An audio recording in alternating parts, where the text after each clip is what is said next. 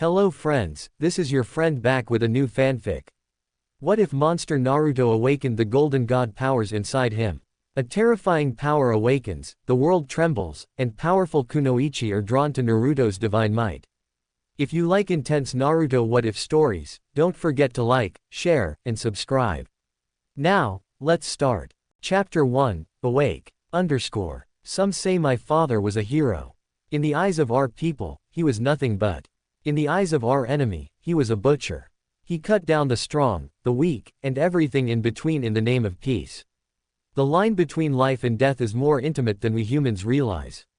They both accrue every day, sometimes at the same time. Hundreds of people are brought into this world and hundreds more leave it, and it's impossible to completely manipulate such things that are the unknown. We, humanity, spend our whole lives trying to do just that, live. We cling to the idea that just existing is enough. Life and death, said to be polar opposites. I see them for what they are though. My father, Namikaze Minato, hero or monster. Sometimes, the world doesn't need another hero. Sometimes, what it needs, is a monster. My name is Uzumaki Naruto, and I am a monster. A 6-year-old Uzumaki Naruto lay on his back in the cold dank alleyway that his attackers left him in not 5 minutes ago. He was beaten and broken, so much so that his body felt numb. Good. It was better if he couldn't feel the pain right now. He could somewhat hear the faint noises that the still-going celebration was making in the distance, mocking him with its cheery attitude, completely ignorant of his suffering. After a random man walked right into the young blonde, said man decided, after noticing who it was he bumped into, that he was going to relieve some pent-up stress on the village pariah. At some time during the beating others began to join in. Before it ended there seemed to be at least 10 of them. One boy, one child, against 10 adults, an entire village, an entire world. Yet, the small smile on his face never faded, even as the tears rolled down his cheeks to meet the damp ground. It had rained the day before, he had remembered. He wondered if, hadn't the member of the zoo not shown up, would they have stopped like they did? Would they have kept going until he no longer drew breath? He was curious, was all. He always could feel what others felt. He could feel the pain and rage they experienced when they caught sight of him. Just like how he knew they weren't angry at him, but at the thing inside of him. That never stopped them from projecting their anger on his young body though. Did they ever notice that he never resisted? He didn't understand what exactly he housed in his gut, but he was sure that it was the ire of the village. He'd heard the stories of the Kyuubi no Kitsune, the demon that attacked the village a few years ago. He put 2 and 2 together and figured the red-hot and oh-so-angry feeling in his gut was the supposed destruction incarnate. When he calmed his breathing and focused he could feel the massive aura that was the Kyuubi. He would search for something else, anything else within that storm of rage. He understood the feeling he found completely. Loneliness. Naruto had been all alone since he was born. No parents, no friends, nothing. It was a nightmare, except he couldn't wake up. He was stuck. That never kept him down though, because with his innate ability to feel those around him also came the ability to understand them completely. And when you can understand someone completely, you can't help but love them. And Naruto did. He loved his village, his people, with his entire being. He could connect to others on such a level that if someone paid even a sliver of attention to him, they would realize that the boy was capable of feats no other human was able to perform. He, in the simplest way to put it, was doing the impossible, the unthinkable, the amazing. To connect and understand another's feelings and intentions to such a degree that you could practically understand what the other was thinking was as scary as it was incredible. And that was only the beginning of what Naruto could do with his natural talents. Compared to his other skill set, the empathy was just a small drop in a very large ocean. He had never used his other ability on another living being before, but he knew the outcome would be terrifyingly effective. Sighing to himself, the little Uzumaki finally stood, already healed of the beating he had received. If his pain caused others joy, even if only slightly, then he would take it. He was the only person who understood the pain of each individual as much as they themselves did, so it just stood to be true that he would be the only one who could handle their anger. He could and would take it all, the pain, like it was his life's mission. He would do that for his precious village. Dusting off the dirt that now occupied his clothes, Naruto began to walk, where to even he did not know. He felt drawn to something the moment he first stood. Like something, no, someone was calling out for help, calling out for him. They were scared, terrified, and helpless against whatever it was causing their intense fear. It was so strong that it hurt his heart, his soul and whole self. He needed to get to them quickly. He decided to try out an idea he had a few days ago. With the use of his other ability, he thought that it would be possible to run faster than he usually was capable of. Much faster. Pulling in that beautifully bright and unbelievably powerful essence that was all around him, always roaming the world, or was it the world itself, he flooded his body with it to the spilling point. He was now brimming with the unnamed and unknown energy, and he began directing it to his legs. Just like he had thought, his speed doubled. Not enough. He wasn't fast enough, not yet. He forced even more of the energy into his legs, his speed tripling. More. He repeated the process again. His speed quadrupled. Not yet. His speed quintupled. He was so fast everything seemed to be in slow motion. He was no longer visible to the human eye, or any eye for that matter. He suddenly came to a complete halt, like he wasn't traveling fast enough to clear the whole village in seconds. He was directly in the path of someone he had never met, or felt, in his village before now. He was in a different uniform than the shinobi of his village, and his forehead protector was not of the leaf as well. With the foreign energy flowing through his body, Naruto could see perfectly in the dark. The man had white bandages wrapped around the top part of his head, his hitai slanted on his face, completely covering his right eye from the world with a black piece of string holding it all together. He had brown hair, if his brown facial hair was anything to go by. And he was tall, a lot taller than the blonde. Naruto immediately recognized the small form that was held in the man's left arm as the person he felt. He could still feel their fear even now. He wanted to change that, immediately. The man looked down on the small boy in front of him and snarled, "Out of my way, runt." The head ninja of Kumo barked. Naruto was silent for a moment, too angry to even move his body. He had felt the unknown man when he arrived and he now knew his intentions. He was taking what was not his to take. He was condemning an innocent and, what he now knew, gentlest girl he'd ever felt to a life of servitude and abuse. He knew the man thought of her as nothing more than a pawn, a means of reproducing powerful and, if her eyes were anything to go by, special shinobi.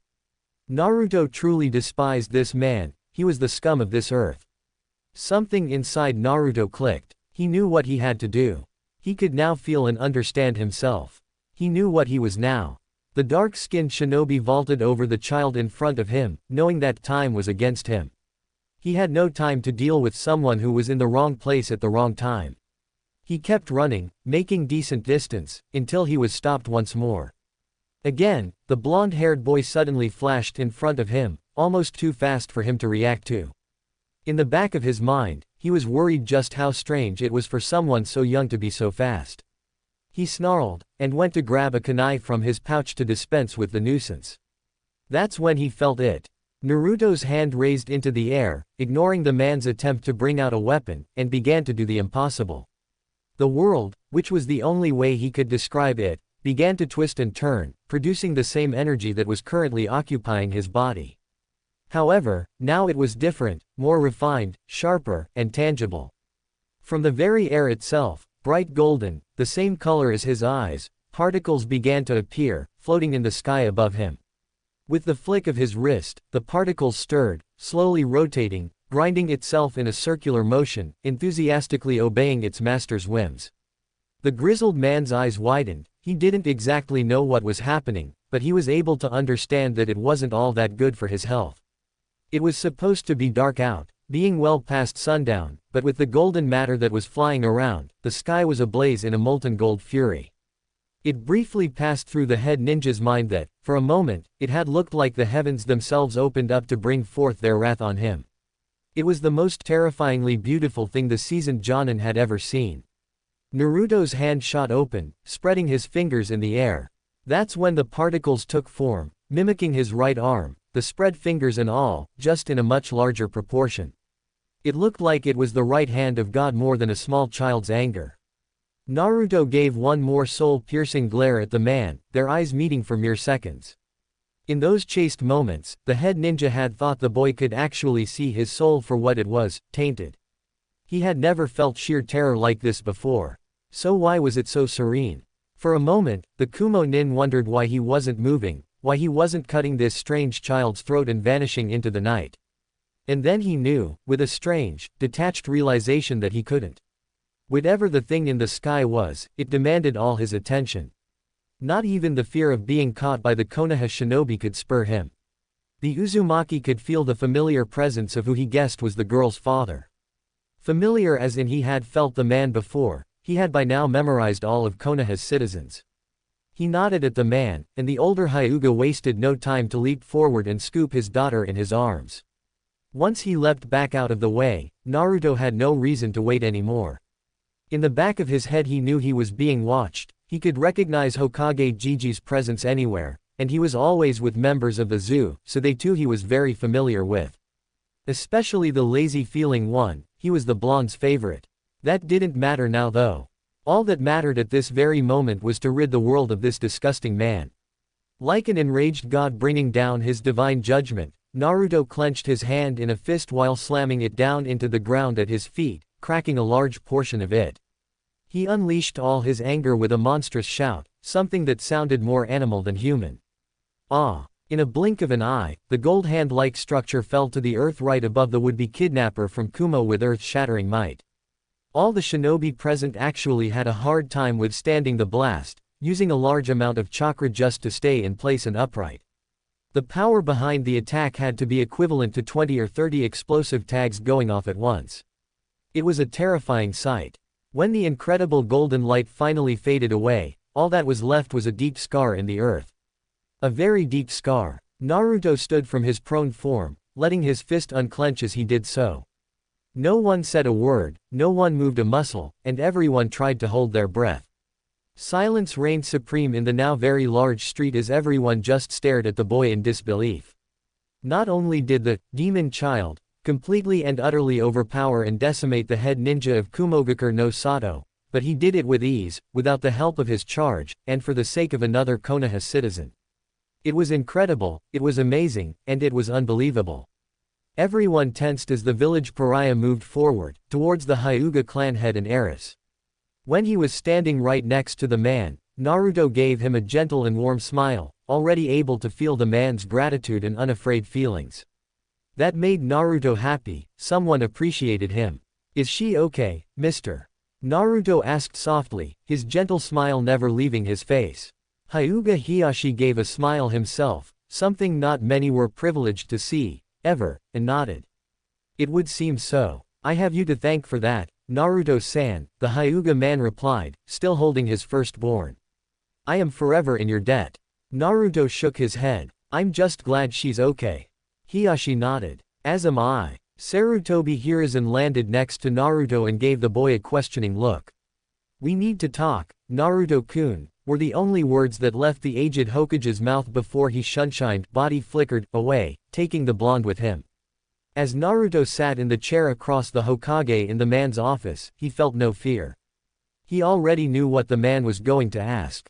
And he was going to answer with a smile, because he knew he had done the right thing. He had saved an innocent, and was proud of it. That made him a hero. He had taken another's life, and enjoyed it. That made him a monster. Whatever others saw him as didn't matter now though. He had found a way to feel. He felt alive. He felt free. He was finally awake. Chapter 2, Welcome to the Zoo. A deity is supposedly something divine, and as such should be judged by their ability to create and heal. Yet, we mortals judge the potency of a god's strength by their power to destroy and end. It's silly, really, if you think about it. The more a god is monster-like, the more people pay attention to it. Such absurdity is favorable to a person like me though. I don't yet have the power to heal, or create, but something I do have is the power to destroy. The power to end anything as I see fit. The only difference between me and a deity is simple. I know what I am. I am a monster. So the zoo was nothing like what Naruto thought it would be. Most of the people were of the silent type, which was something he was okay with, having people ignore him for most of his life, which, in hindsight, was only 6 years, so he didn't really have all that much experience. After the little chat he and the Hokage had after he terminated the Kumo shinobi, the old Sarutobi had decided that it would be best if Naruto put his abilities to good use. That came in the form of joining the zoo, or what he now knew to be the Anbu Black Ops. They were the Ansatsu Senjutsu Tokushu Butai, the Special Assassination and Tactical Squad. That night was the best thing that ever happened to the blonde. Until the last word spoken by his now senpai. Flashback. Naruto could feel what the Hokage was feeling, anxiety. He had seen a boy of only 6 years annihilate with extreme prejudice the head ninja of Kumo. The man was the ambassador of peace for the cloud, and he was a strong jonin in his own right. The fact that Naruto had done away with him with what looked like ease made him very uneasy. Gigi, I can feel what you're thinking, just ask. I'll tell you the truth, honest. Naruto finally broke the awkward silence in the Hokage's office. The poor man was pacing the very moment they appeared in the small room. How can you feel what I'm thinking?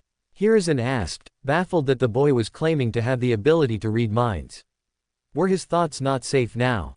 When the Uzumaki laughed, the Lord Third felt like he was the child. I can't exactly hear your thoughts, Gigi, that's impossible. Naruto admitted. It's kind of hard to explain.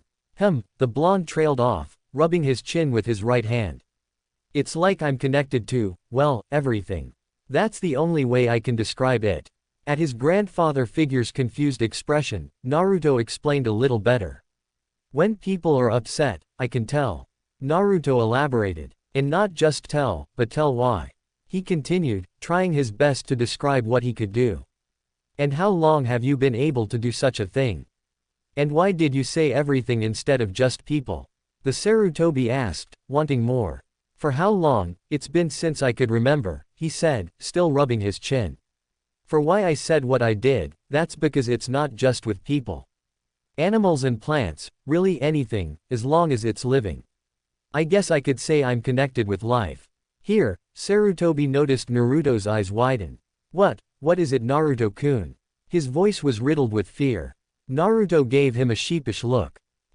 It's nothing, Gigi, I've just never thought about it that way is all. Maybe that's the best way to describe it. His closed hand met his open palm. Yeah, I'm connected with life. The Lord Third sighed. The boy was going to give him a heart attack. So how can you tell what others are feeling? I'm not really sure, Naruto admitted, but I can do it. He finished with a wide smile. The Hokage nodded, trying to process what he was hearing. And the golden matter you used on the Kumo Nin.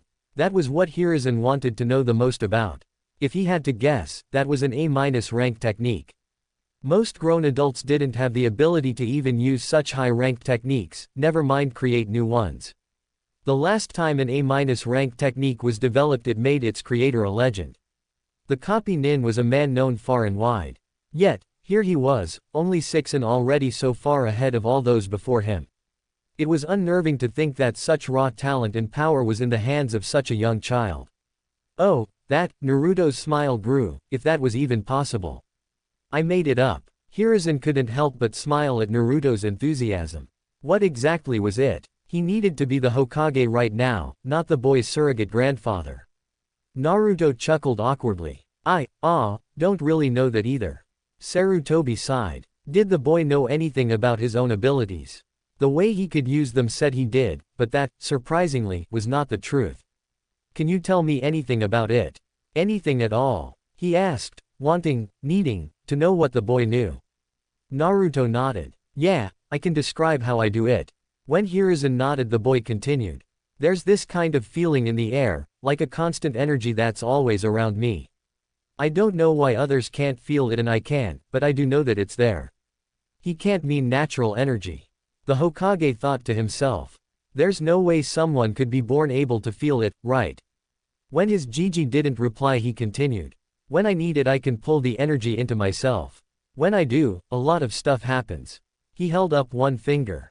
My body becomes tougher. 2 fingers, I get a whole lot stronger. Like yesterday, I lifted an entire tree out of the ground.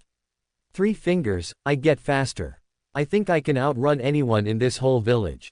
Sarutobi highly doubted that. There were a lot of fast ninja in Konoha, but he didn't voice his thoughts. 4 fingers. I can feel others more, and farther away, too. Hiruzen's eyebrows climbed up into his hairline. This kept sounding more and more like natural energy by the minute. 5 fingers. And I can control and shape the energy around me, that's the gold dust stuff you saw forming the arm. Now that did not sound like something any sage the Hokage ever heard of being able to do. Naruto-kun, I believe you were born with the amazing ability to use natural energy, something only a sage is capable of doing. Hiruzen informed with a smile on his face. There is only one other person in this world that can use the sage arts, and that's my pupil, Jiraiya. Naruto shot up out of his seat. You mean I can use the same power as one of your students? He half asked, half yelled, excitement evident in his voice. Hiruzen nodded. It would seem so. But whereas he had to be taught the sage arts, you were born able to use them. Another smile ghosted the elderly man's lips. It's truly remarkable. Naruto nodded, a 1,000-watt smile plastered to his face. So what now, Gigi? He asked, eager to learn more. Hiruzen thought on it for a moment. What was he going to do with the boy? He definitely needed to contact Jiraiya and have him come home. He needed to know of this mind-blowing discovery. He also wanted to train the boy. He knew he would become someone more powerful than even his father. Having a hand in teaching such a person would be a gift in and of itself. Throwing him into the academy would be a shame, his talents would be wasted in that environment. What could he do? An idea began to form. With a snap of his fingers, a man dressed in black clothing, gray armor, and a white face mask, a member of the zoo, appeared from within the shadows. It wasn't a surprise to Naruto, having felt the man's presence the moment he arrived shortly after them. He knew the man as the lazy one, his favorite zoo member. The shock of gravity-defying silver hair just confirmed this. Inu, do you think you have room in yourself for one more? It was worded as a question, but it wasn't intended as one. When the god of shinobi spoke, you listened, no matter what you were asked of. Discreetly, of course, no one besides you will know his true identity, and only your team will know that he's even in Anbu. He added, never taking his eyes off of the Uzumaki. Naruto could feel the man's reluctance, and was intrigued that it didn't come in his dislike of either his age nor his burden, but something else, something personal. Why did the lazy one care for him? After the split-second hesitation, the dog-styled masked nin saluted his Hokage, giving the aged warrior an affirmative, yes, sir, before turning his gaze to the blonde. It won't be easy, Inu began in a hard and firm voice. He then gave off the feeling of warmth and protectiveness, Kage. Naruto gave a warm smile and nodded as fast as he could. I'll do my best, Inu-senpai. And with that said, Naruto could already feel the great things he was going to do with Inu. It will be tough, Naruto-kun, but I believe you can do it. I think you will be able to protect Konoha better than anyone else. The Hokage said warmly, his smile showing his pride for his successor's child. This was it. Welcome to the Anbu Black Ops. He would finally be able to do what he wanted the most, protect Konoha. Nezumi Kage. Wait, what? End flashback. Apparently, Anbu operatives were given their codename by their captain, and Inu just happened to be Nezumi's captain. Well, he was going to be Nezumi's captain once he received all of the required training. Couldn't have someone out in the field that didn't know what they were doing.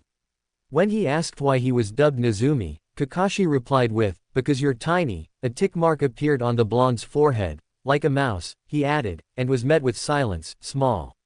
Nezumi sighed. That was okay with Nezumi, he was only 6, he had time. All he had to do now was survive Inu's hell school, whatever that meant. It shouldn't be too hard. He was happy, and nothing could change that. Nezumi was miserable. If there was such a place as hell, Nezumi thought that it sounded like a nice place to vacation to. Hell school was painful and exhausting, physically, emotionally and spiritually. What the hell was wrong with his captain? Was he a sadist? That would actually explain a lot. Nezumi was currently sprawled out on his rock-hard bed, having moved into the Anbu headquarters the day after he talked to the Hokage and Inu-senpai about joining the zoo, which just happened to coincide with his 7th birthday. It was required of all agents to live within the Black Ops building. At first, Nezumi wasn't all that thrilled about the idea, but now, after 6 months of the place, he didn't even notice anymore. He chalked it up as just another thing he had to do for his village. Today had been a particularly painful day. His ability to manipulate natural energy was incredibly advanced, and the only person that could help him further his prowess with that was still not available. The Toad Sage was the kind of person who was very hard to find if he didn't want to be found. Apparently he didn't want to be found at the moment. Month 1 and 2. His training consisted of the usual required Anbu material, which included a whole lot of studying. Anbu had to have a certain level of knowledge in both foreign and domestic affairs. Nezumi found that he wasn't the biggest fan of books. But he did as he was told nonetheless, accomplishing everything Inu threw his way. The second month he had been personally trained by the Hokage in the ways of running a village. There was a lot of politics and other boring stuff involved, but Nezumi soaked it all up. He planned on becoming the greatest Hokage, the likes of which Konoha has never seen. He really wanted to feel free and awake again. The only way he could do that was if he was protecting his village, his people. Month 3. Another huge section of his training consisted of learning other shinobi skills. Inu had told him that he needed to be more versatile. A one-trick pony, whatever the hell that meant, was something he didn't want to be. Inu, who was now more of his sensei than anything, first taught him how to climb trees. Without his hands. That was something he actually enjoyed doing. And it only took 10 minutes. Inu-senpai, after a long and detailed lesson on chakra and chakra control, explained to him that it seemed that he had abnormally amazing chakra control. Such a level of precision was something apparently only Tsunade, who happened to be another Sanin he shared something with, could accomplish. Senju Tsunade was the medical nin, and he was up to par with her when it came to control. He put that in the back of his head for later. Versatility, versatility, versatility. After the tree walking exercise, Inu-senpai taught him to do the same thing, but on water. That, too, was incredibly fun. It also only took 10 minutes. Deciding that he needed to throw more difficult things at the boy, he began teaching him the Shunshin body flicker, which took a little longer for the boy to learn. This time it took 15 minutes. This was starting to intrigue Inu. The boy had said that he could understand everything so long as it was alive. That made Inu start to question, were jutsu alive? Because if so, Nezumi was capable of understanding any and all techniques, as long as they were performed within his sensory area. That was impossible though. The only technique he heard of that could understand jutsu like that was implanted in his left eye, the Sharingan. If it was true, just what were the boy's limits? Did he have any? The thought began to make more and more sense. Nezumi was incredibly mature, far from anything a now 7-year-old should be. He was able to speak like an adult, see things from an adult's point of view, and understand the adult world. So, how did he do it? Inu had never been one to believe that age brought wisdom. He had known a lot of unwise, elderly people. He personally thought that experience brought wisdom, which was not the same thing. You could live your entire life ignorant if you were sheltered or reclusive. Obviously though, a 7-year-old, no matter how hard their life may be, did not have the required experience to be so wise in the ways of the world. Something else allowed him to be so mature. That something had to be his empathy ability. If he could truly understand others, then he had to have started understanding their feelings. Learning about love, hate, jealousy, greed, lust, joy, sorrow and everything in between must have been the strangest thing for someone so young. That was the only explanation Inu could come up with on how a mere child could comprehend the emotions that he was able to feel. It was impossible, but that just made it even more special. The rest of the month he had used to come up with a name for the tangible natural energy he used. Month 4. Nezumi was then taught Shuriken Jutsu. That took up a lot of his time. It was hard for him to throw the kunai at first because his hands were so small.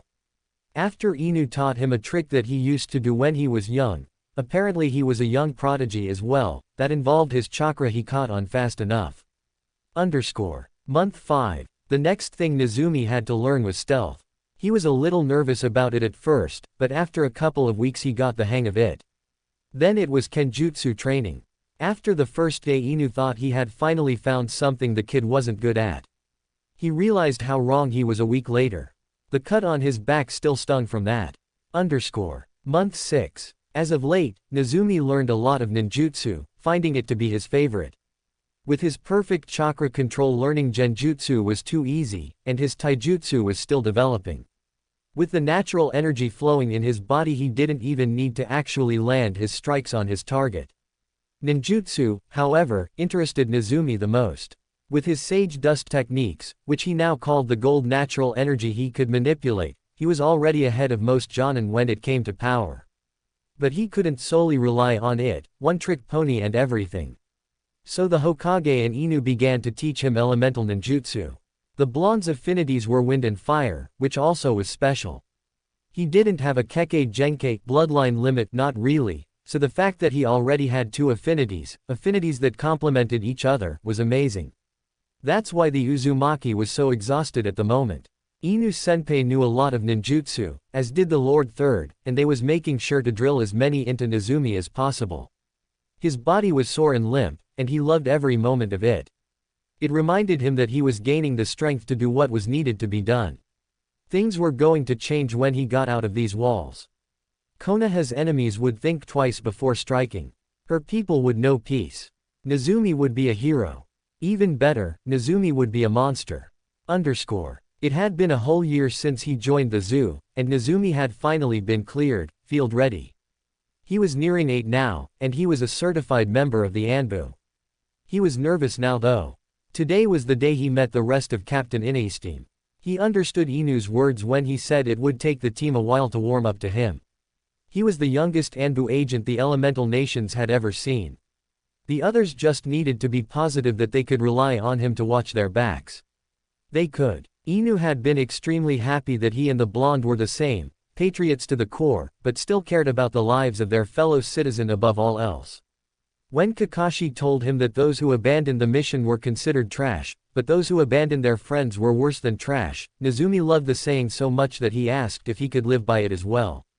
Kakashi, of course, said yes. He didn't even have to ask.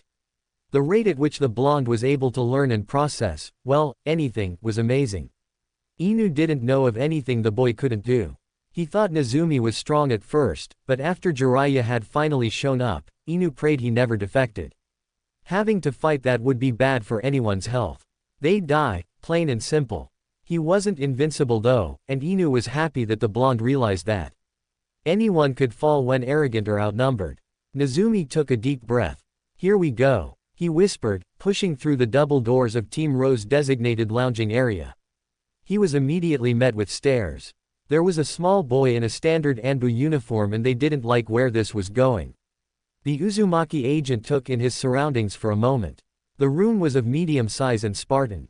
All there was were gray walls and 3 very large black couches. The couches were set up so that they were connected, and a long glass table was centered in the middle of them. Ah, Nezumi Kahai, you made it. Inu called out over the palpable silence. Come here, I'll introduce you to everyone. Nezumi gulped, but obeyed nonetheless. Yes, sir. When the blonde made it to his captain, Inu put a hand on his shoulder. Everyone, I'd like you all to meet Nezumi. He's going to be assigned to Team RO for a while. No one said anything, but they didn't have to. Nezumi could feel what they thought of him. Great, we're stuck with some brat. What is the Hokage thinking? Hey, isn't that, no, it couldn't be. That last one almost made Nezumi flinch, but he stayed composed. I hope we can work well together. The blonde bowed. Inu cleared his throat. Right, well, let's report to Hokage-sama. I think it's about time for the newbie to take on his first mission. Nezumi gulped. 2 months. It had been 2 months since he joined Team RO and they still treated him like trash. He was officially the team's censor and not a frontliner, which is what he wanted to be, and the missions they carried out had little use for his abilities. He did spot an enemy ambush 2 weeks ago, but apparently that wasn't something that warranted much respect. He had been training for so long and he still couldn't wake up. It was somewhat annoying. Nezumi was currently sprinting through the forests that occupied the border of Hai no Kuni and Tsuchi no Kuni with Tora and Usagi, 2 of the people who disliked him the most. Inu Taicho said that if he worked with them more that they would have to warm up to him sooner or later. Nezumi highly doubted that but followed orders all the same. The 3 of them were doing a simple border patrol, making sure everyone stayed in their own countries. Simple enough, right? Nothing was ever simple. Nezumi signaled to the 2, stopping their fast-paced travel. What is it, kid? Tora asked, annoyed that the blonde was holding them up. Two people are headed right for us. He signed in Anbu code. They aren't friendly either. He took another second to analyze the incoming shinobi, trying to understand what it was he was feeling. His eyes widened. Shit, he whispered, causing his comrades to take defensive stances. What they heard in his voice made them wary. What was going on? They must have felt me as well, the blonde thought to himself. If Tora and Usagi die because of me, get out of here you two, Nezumi whispered. His tone was serious. The only female of the group, Usagi, spoke up. Look kid, no matter how special you think you are, you can't just order your senpais around. She was giving off an annoyed emotion, Nezumi could tell. You're still just a brat. The blonde sighed. Were these people ever going to show him respect? So far Inu was the only person to welcome him into the fold. Usagi senpai, there are two Jinchuriki on their way from the direction of Tsuchi no Kuni. He informed them. They have probably felt my biju's presence and decided to investigate. He could feel their fear. Don't worry, they're here for me, not you. He tried to calm them. Go. If I don't return, then Konoha will know where they stand with Iwa. He felt their disbelieving minds. You're going to sacrifice yourself for us?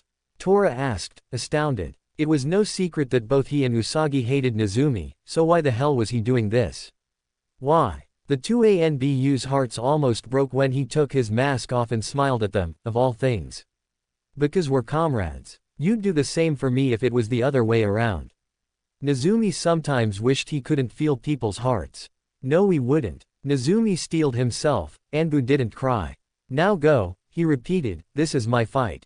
And with that, he turned around and took off in the direction of the fast approaching Iwa Nin. It was a warm and sunny day, the complete opposite of what it should have been. He was sacrificing himself for people who didn't even see him as a person. He just couldn't bring himself to care though. This was it. Time to wake up. It had taken hours to regroup with Inu Taicho and the rest of the squad, but when Usagi and Tora explained what had transpired earlier in their border patrol, they regretted it. You're worse than trash now. Inu's cold voice hit Tora and Usagi like an enraged Tsunade. How could you just leave him to die like that? The worst part about it was that he wasn't even yelling at them. He was speaking in a soft and very scary voice. But Usagi tried to defend herself but couldn't think of anything to say. They had abandoned someone who truly cared for them. They knew of his abilities to feel almost what others thought. He must have known what their response was to his attempt to establish a bond. The two ANBU's hearts almost broke when he took his mask off and smiled at them of all things. Because we're comrades, you'd do the same for me if it was the other way around. Nezumi sometimes wished he couldn't feel people's hearts. No we wouldn't. They didn't get the chance to speak again. Inu was gone, out to look for his wayward Kahai. Minutes after Usagi and Tora left. Nezumi, no, he was Naruto now. He was awake, was face to face with two S-class Jinchuriki. They had taken countless lives, Konoha Nin included, and had years to tame the beasts within. Naruto was 8, and the only time he had interacted with his charge they didn't even speak. Unfortunately for them, that was enough. Flashback. When the old pervert finally made it to Konoha, Naruto was put to work right away, and not just in senjutsu. Jiraiya sensei had been adamant that Naruto try and establish a link between him and the Kyuubi. Naruto didn't mind so much as he just didn't know how. Just relax, the Toad Sage told him, calm yourself and visualize what you want. Naruto sighed, what exactly was it that he wanted? Jiraiya had said that he was Konoha's Jinchuriki, and even though he didn't like it personally, his fellow Sennin told him that he needed to learn how to harness the biju's power. Of course Naruto wanted to protect Konoha, but he felt guilty just taking what was not his. Didn't he kill a Kumo Nin for that? So what did he want? Deciding to just wing it and come up with an answer later, Naruto dived into his own mind. It was a wet, dark, and broken place. So nothing unusual. A long corridor, what looked like an underground sewer of sorts, stretched out from both behind and in front of him. Water dripped from the ceiling and the walls were cracked. Did he mention that he was knee-high in something he hoped was water, because he was? He chose to walk forward, might as well, and he began to regret his choice. It felt like hours had passed since he arrived and everything seemed to be the same, never changing, dingy hallways. That's when he came upon the large room that doubled as a cell on the far side, a very, very large cell. The metal bars, adorning a large tag the reed, seal, reached into the darkness that was above them, lost in the expanse that was his mind. For a long drawn-out moment, everything was still. He began to think nothing was beyond those figurative bars, until a single, red-slitted eye peered through the darkness, capturing the small boy in its gaze. Before, when Naruto tried to feel the mass in his gut, he only ever felt hatred or malice, and at times, loneliness. Now, standing so close to the famed monster, he seemed almost calm. Naruto smiled. Was his soothing natural energy relaxing the all-powerful Biju? Whatever the case may be, Naruto was certain that the Kyuubi could feel him as well, like he too had the ability to read emotions. Naruto never felt so close to another in all his life. They were the same, in more ways than one. They were both scorned by the world. They were both the definition of strong. They were both forced upon each other.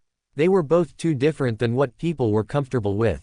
And by far the most important and startling similarity was that they were both monsters. Standing proud and tall, not against the misunderstood Biju, but beside him, was thrilling. There was no need for words. Everything was being said through their eyes. I'm sorry for what's happened to you. I know. I'm going to save you. I know. I'll need your help. The visage that was the Kyuubi morphed into the terrifyingly wicked grin that stalked the nightmares of so many. I know. End flashback.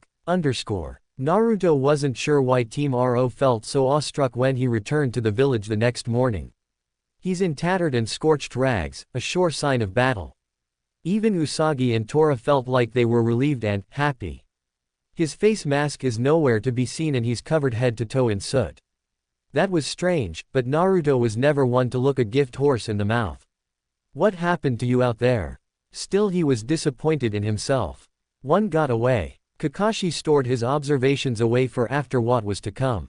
Before he could think more on that line of thought, Tora and Usagi approached Naruto. He wasn't awake anymore, he was Nezumi now. The two approached Nezumi with a small bit of trepidation in their step. No, he didn't want them to fear him. That's when he realized it. We apologize for being worse than trash, Nezumi Kahai. They both shouted simultaneously, their heads lowered in a deep bow. They weren't afraid of him, they were upset with themselves for abandoning a teammate. They accepted him. Nezumi's heart jumped. Was it finally that time? Was he now noticed as important? If you have it in you to forgive us, we promise to treat you with the respect you deserve. Usagi begged. I would be proud to work alongside such an amazing comrade. Tora added. That was it, the word he was waiting, craving to hear. It was that time after all. He was finally a part of Konoha, small as it may be. He was being recognized as a comrade and not someone not even worth the oxygen he consumed. Nezumi chuckled. You guys look silly bowing your heads to an 8-year-old. Usagi and Tora raised their heads. Of course I'd like to work with you. Here he spread his arm out, motioning to the rest of the members, all of you, if that's okay. The smile on his soot-covered face was all the gathered members of Team RO needed to break into cheers of approval. The kid was all right in their book. Naruto could feel it, all of the accepting hearts and minds of his team. It was almost too much to handle. Almost. Nezumi, you need to be debriefed. Inu Taicho spoke above the yelling. The Hokage needs to know what happened during the time you were Mia. The cheers died down, but the emotions still filled the air, and that was enough. Nodding to his captain, Nezumi headed for the exit, intent on following the silver-haired man. Before he could make it out of the door though, Usagi called out his name, causing him to stop and turn to the woman. Yes, Usagi-senpai. He asked, a gentle smile stuck to his face. Damn, he really needed to work on his poker face. I forgot to say this before but, she paused, looking back at Tora who nodded at her. Thank you, and welcome to the Anbu. She crooked her mask to the side slightly so that only he could see what lay underneath, dark onyx eyes that complemented her long dark hair, a small nose, luscious lips, and an altogether pretty face, and planted a small kiss on his cheek. The room lit up in O's and Nezumi's face went a deep scarlet. He was also pretty sure he had an incredibly stupid grin plastered to his face too, but he didn't care. That was awesome. He did it. He was now officially a member of the zoo. Having heard the happenings that his newest operative explained, in great detail, about the death match he had with two people he was unfortunately familiar with, had the Lord Third Hokage nervous. Seeing the subsequent head of Yoden no Roshi laid out on his desk, unsealed from the scroll, said operative put it in after he managed to defeat and kill the powerful man scared him further. What couldn't this boy accomplish? Gigi, about the Yonbi, the soot-covered blonde even looked nervous here. We need to talk. His eyes dragged over to where he could feel the ever-present Anbu watching their leader closely. In private, his voice was riddled with concern. Great, what now? Chapter 3, The Might of Konoha. A war zone is a place someone like me can thrive in. Opposing sides fight to the death to claim the victory. Everyone on the opposite side is fair game, all of them must die. Monsters like me are the star players in the game that is war. It's a place we can feel alive, free, awake. I never thought I would have the privilege to not only witness one of these ridiculous bouts, but help bring about the fall of the very person who started one. I'm elated that I was wrong. Greetings war-torn Mizu no Kuni, a monster has arrived to set you free. Me. The shores that made up the coast of Mizu no Kuni were heavy with fog. The sun was nowhere in sight, and the air was thick with moisture. It felt like it could rain any minute now. The small fishing village the four-man cell arrived at was said to belong to the resistance. The war between them and the Lord Fourth Mizukage was heavily reliant on territorial dominance. Mizu no Kuni was made up of several islands, all centering the country's hidden village, Kurigakure no Sato, which was currently in the hands of the tyrant known as Yagura. The man was leading a crusade to purge the bloodline users from Mizu. It was said that he thought them to be too dangerous to let live, so decided to kill his own people out of fear. Hundreds of thousands had already been slaughtered, and many more still lived in fear of his genocide. The other nations all decided to stay out of Mizu's business, letting them handle their own domestic affairs. The bloody and crippling civil war finally reached the Land of Fire's citizens, in a way. A small scientific expedition into the waters that bordered Hai no Kuni and Mizu no Kuni turned into a massacre.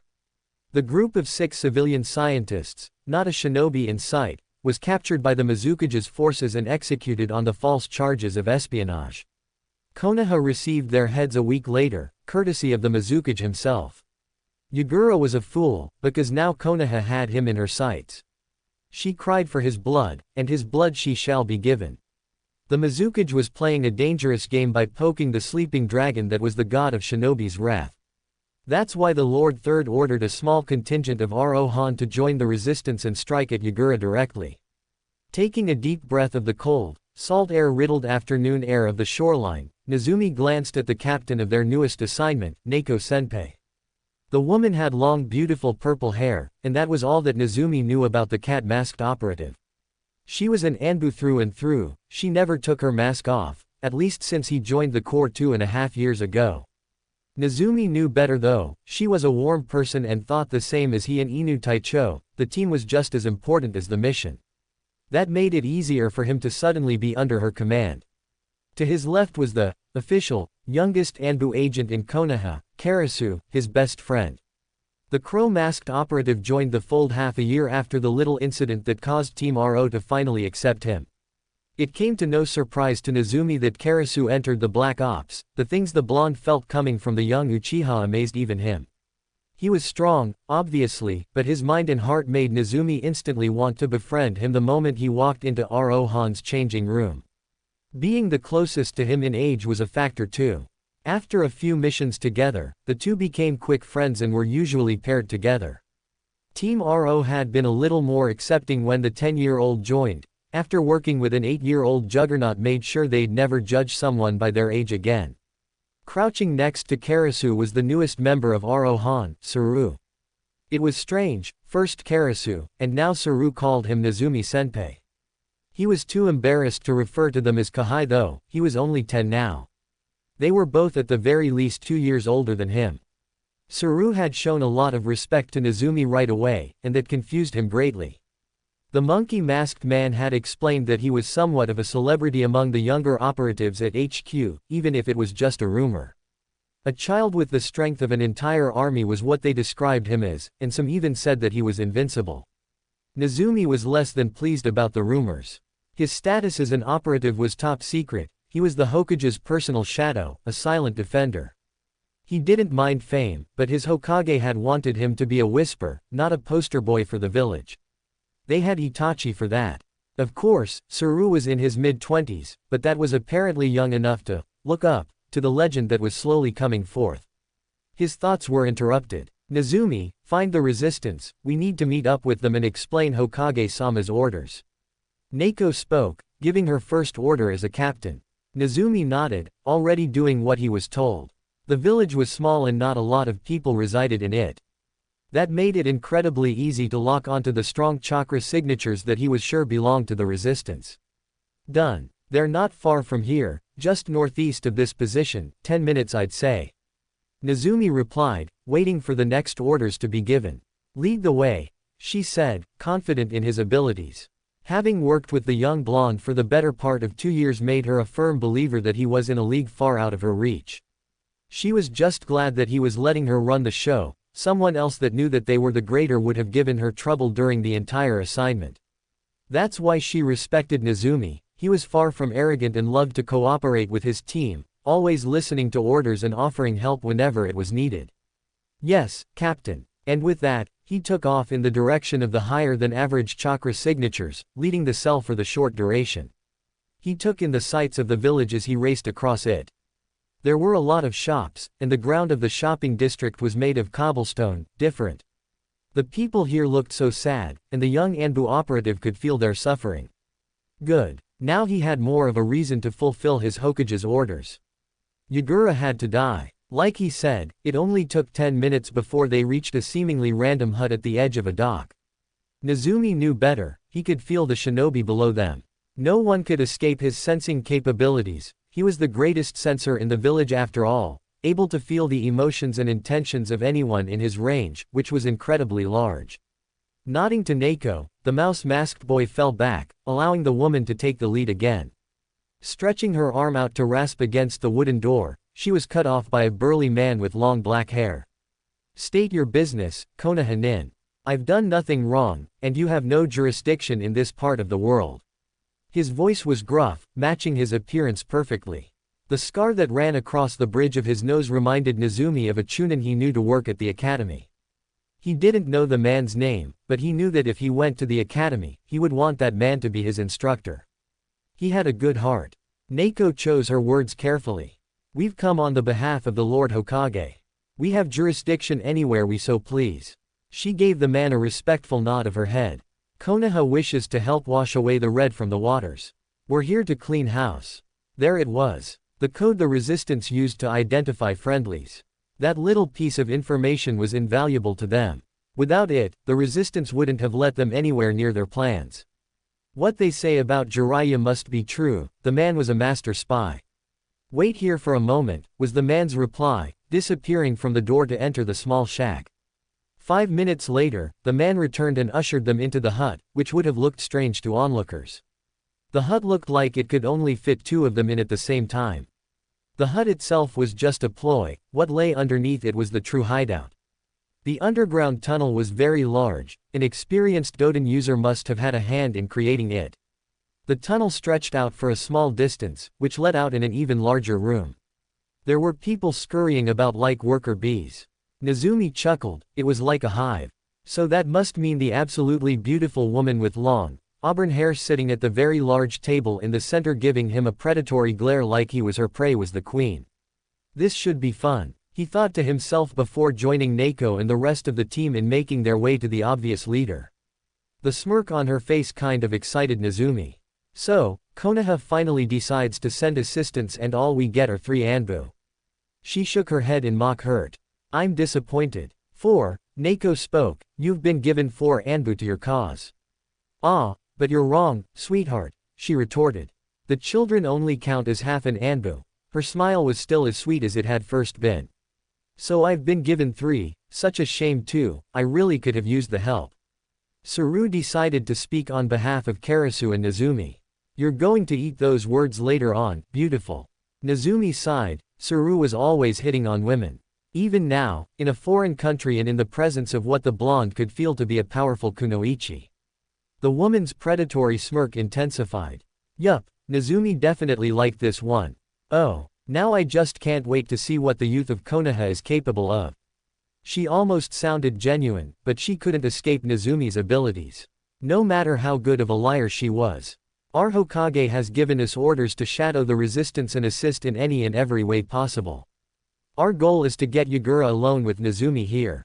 She informed the woman, gesturing to the smallest member of the cell.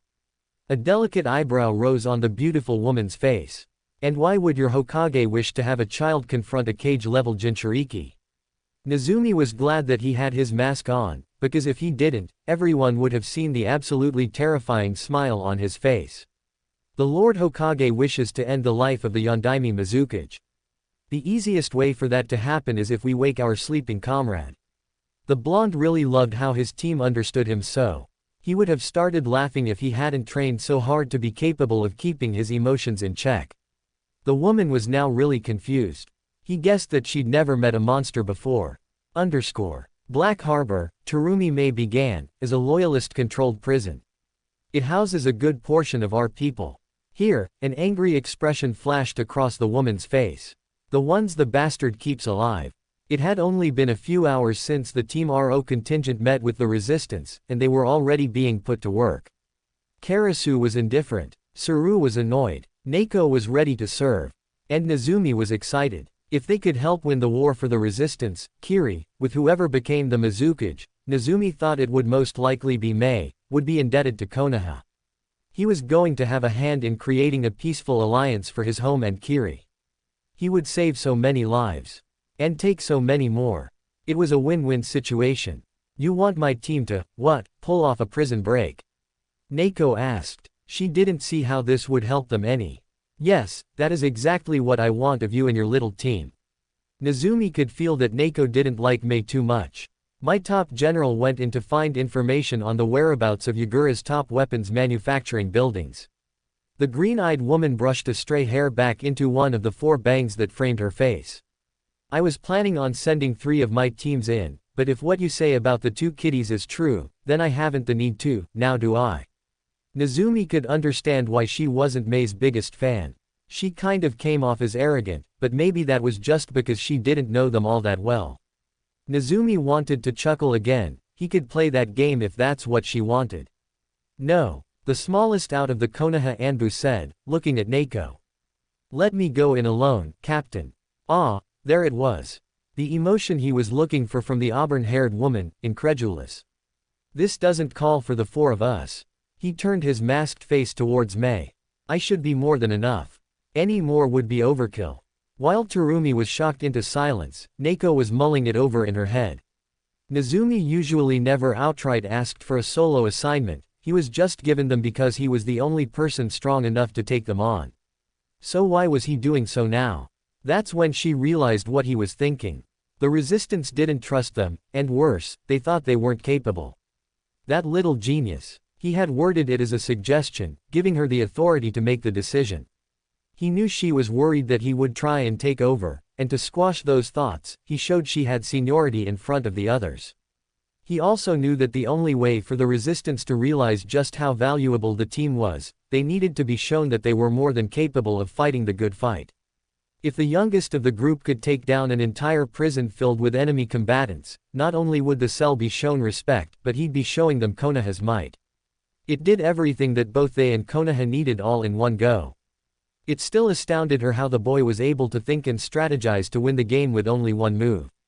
He truly was the monster he claimed to be. It just took her a while to fully understand what that meant. Permission granted. Neko nodded her head, both in confirmation and thanks. She was sure he could feel her gratitude. Do as you see fit to complete the mission. Nezumi got the message. I agree, and thank you. Yes, Captain. Wait a minute here. Mei finally spoke up. You're really going to just send the one kid? She couldn't believe the boy was as strong as they were implying him to be, she just couldn't. She knew that Konoha was the greatest of the 5, and that they produced child prodigies in bulk, but this was just ridiculous. What the hell did they feed their children in that village? Yes, Nezumi is very special, and more than capable of accomplishing the required task. Neko replied. Don't be so quick to underestimate the ninja of our village. It's far mightier shinobi than you. Nezumi wished he could laugh, that was a good one. And it was the truth, which made it even better. Mei was silent for a moment, her narrowed eyes on the blonde boy. Then she relented. Fine, but if he gets my people killed it's on your heads. Nezumi cocked his head to the right. His suspicions were correct, she was beautiful at every angle. Sarutobi Hiruzen sat at his desk in his office, once again stuck doing paperwork. It really became overwhelming at times if he didn't take much-needed breaks. Speaking of much-needed breaks, Jiraiya-kun, it's good to see you again. He said to seemingly no one. That's when the aforementioned Sanin seemed to melt out of the wall, his camouflage technique deactivating. Damn, sensei, you're almost as good as the Gaki. Student spoke to teacher, his ever-present smug smirk on his face. You can't fool me yet, Jiraiya, I taught you everything you know after all. The Sandaime made a pouting face. Besides senjutsu. The Sennin roared with laughter. That expression you made doesn't belong on the face of the Hokage, old man. Hiruzen Mock glared at his pupil. Careful, Jiraiya-kun, you're getting pretty old yourself. The sage's laughter immediately stopped. Great, was he really a geezer now? Whatever. Jiraiya mumbled. Where's the Gaki? I've got some time before I need to head back out. The white-headed man leaned against the Hokage's desk. Thought I'd get a little training in with him before I leave. Hiruzen shook his head. Naruto-kun is out on a mission, he won't be back for some time. He informed his former student. Jiraiya sighed. Another one, he asked. Do you ever give the kid a break? It was true, Naruto was always out in the field, probably more so than he was in Konoha. His mission count was off the charts, and he hadn't failed a single one yet. He'd been virtually everywhere the elemental nations had to offer, and that was a year ago. His success rate was 100%, something no other before him had accomplished. Jiraiya didn't know if he should be proud or nervous that Minato's son was already able to whip in a spar. Naruto was a true prodigy, a genius among geniuses. He had surpassed many of the world's most powerful men and women by now, and he was only 10, nearing his 11th birthday. He shared the Sandaime's worries of what the young Uzumaki would become in the near future. Hopefully he would stay the same, a loyal Konoha patriot. He enjoys what he does, Jiraiya. The Sandaime said, rubbing his temples with his thumbs. He gets restless if he doesn't serve. He finished. I guess, the Toad Sage mumbled. So, what are you having him do this time? He asked, curious of what the blonde was up to. The tales that he would hear from the Jinchuriki were the stuff you'd tell your children at night. Knights saving princesses, heroes slaying terrible beasts, and, his personal favorite, when the boy got the girl. That was a toned-down version, of course. You couldn't tell your child someone their age was killing and slaughtering his enemies in mass, or how that same child was performing things that could make even grown men sick. And he never really got the girl, he'd just sometimes receive a thankful peck on the cheek or forehead. But Jiraiya digressed. I sent him to Mizu no Kuni. Hiruzen replied. I'm having him deal with the little problem over there. And by little problem, you mean the civil war, don't you? Jiraiya asked. So nothing too different then, save a country and kill off a repressive tyrant that's gone mad with power. His deadpan was barely concealed. That sounds just peachy. Hiruzen nodded. Indeed. I'm glad you understand. Jiraiya sighed. He really missed his godson. Nezumi now understood why the prison was called Black Harbor. The walls that encased the prison were made of some sort of black material that could withstand several high-ranking ninjutsu, or so Mei would have him believe. Yagura made sure that his prisoners of war had no hope of escape. Take away a person's hope and they might as well be dead. Walking husks of the people they used to be was not a life worth living. The black material was the reason why the prison was so hard to break into. And this so-called impossible feat was what Nezumi was tasked with completing. He first needed to break down the almost unbreakable walls, storm the prison, free the prisoners, and then find and escort this Ao-san back to the base. It was either that or sneak in and do everything covertly, but Nezumi decided to send a message to the Mizukage. We're coming for you. Signed, your friendly Konoha 10-year-old. Taking a moment to pull in the natural energy around him, the change of his eyes from blue to gold marked his entering sage mode. At first, Ero Sennin was astounded that he could enter the enhanced state so quickly, it only took him 10 seconds now. Jiraiya had explained what it was like for him to draw in the world's power. For him, it was like he had to open a door, and then actively pull the chakra in. Nezumi then explained that it felt somewhat similar for him. It was like he had to open the door, but instead of having to consciously pull the energy in, it would instead feel like the natural energy rushed through the door, excited to be reunited with him again. He inspected the structure for a moment, and then decided to just hit it with one of his more powerful techniques and hope for the best. He was almost positive the walls would fall. Nothing should be able to withstand his sage dust techniques. Raising both of his hands into the air, he began to shape natural energy into a tangible form. He was sure that the prison guards knew he was there now if the high-pitched alarms that started going off were anything to go by. It mattered not, he was going to complete his mission. The energy took the shape of a giant golden-shaped warrior that formed around the blonde. He didn't know it at the time, but he was in a way recreating a very rare and powerful Uchiha technique. However, instead of invoking the fabled Susanoo, he called forth something much more befitting a person of his mindset. Bishamon. Nezumi whispered, his voice only heard by the wind. Come forth, so that I may bring about justice to those who would deny the laws of our freedom. With those words said, the spectral, molten gold warrior fully materialized, his full body armor and famed spear present, depicting a much more savage and terrifying visage of the god of war and justice. The spear was held in its left hand. Nezumi needed his right for what he was about to do. Bishamon was topped off with a fiery gold halo, which oddly enough only appeared every other time he summoned the guardian. It briefly passed through his head that he was waking up now. Naruto was who he was at this moment, so he took his mask off, even though both Inu Taicho and Hokage Gigi kept telling him to stop that bad habit, and gave the world a smile in greeting. Uzumaki Naruto, the monster, was awake. He let his arms fall to his sides. He didn't need them anymore. Bishamon did what his mind commanded. He took another second to take in a deep breath, basking in the salt-smelling air. Then, he released his might upon Black Harbor. Senpo, Kami no Migi-te, Sage Art, the right hand of God. He shouted, and within the span of 5 seconds, he rushed the prison walls, let loose the devastating technique, and the black barrier came crumbling down like it was a house of cards. The image of Bishamon smashing his right fist into anything brought a happy smile to Naruto's face, which in this case didn't matter, because he was already smiling at the world. He could hear the terrifying screams of disbelief within his target, and they only excited him more. Dropping the golden warrior, Naruto became incredibly faster, nothing but a yellow and gray blur to the men and women that made up the prison detail. His kunai met many throats in one go, and he was happy that there was so much more left. He unsheathed his tanto, intent on cutting down the 3 men who were preparing a sweetened technique. Before they could reach the last hand seal, he was at their backs, the thin blade piercing flesh. With a single slash, all 3 men fell, gone from this world.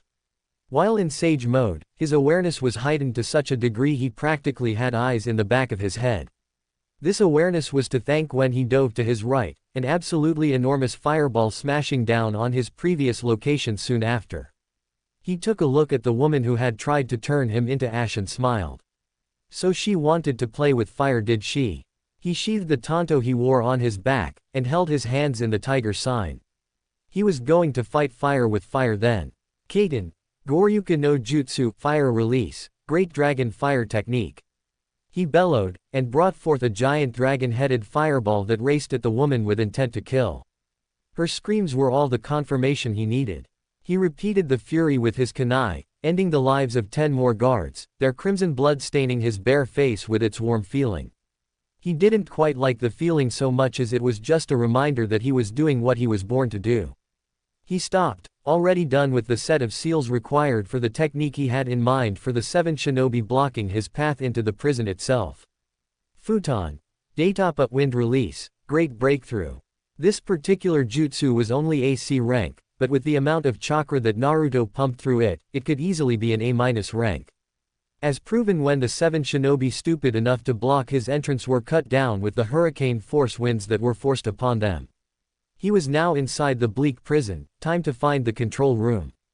4 minutes and several well-timed Rasengan later, he really needed to thank Jiraiya-sensei for teaching him the Lord Fourth's personal jutsu again. It was one of his favorites now, and he made it to the room he could free the prisoners from. He was disappointed. The enemy was far from satisfying. Ao was spending his time like all the other prisoners at Black Harbor did, miserably. The staff didn't allow them any pleasantries, they had to sit in their cells and rot.